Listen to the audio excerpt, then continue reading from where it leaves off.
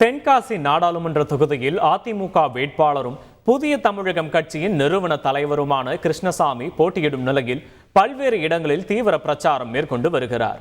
இந்நிலையில் சங்கரன்கோயில் சட்டமன்ற தொகுதிக்குட்பட்ட பல்வேறு பகுதிகளில் கிருஷ்ணசுவாமி தீவிர வாக்கு சேகரிப்பில் ஈடுபட்டார்.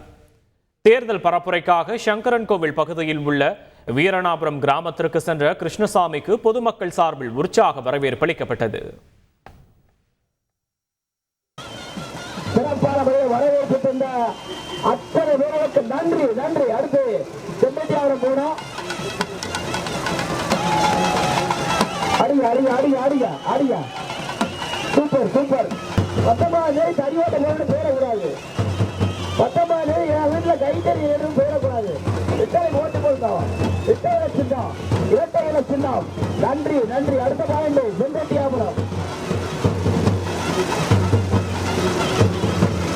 வேலை 150 நாளாக மாற்றி காட்ட இந்த பகுதியில் தொழிற்சாலைகளை கொண்டு வந்து அனைத்து பெண்களுக்கும் இளைஞர்களுக்கும் வேலை வாய்ப்பை உருவாக்கி தர நீங்கள் அனைவரும் மறந்திடாமல் இரட்டை இலை சின்னத்துக்கு வாக்களிப்பீர்கள் என்பது எனக்கு தெரியும். செய்திகளை உடனுக்குடன் தெரிந்து கொள்ள உடனே சப்ஸ்கிரைப் பண்ணுங்க.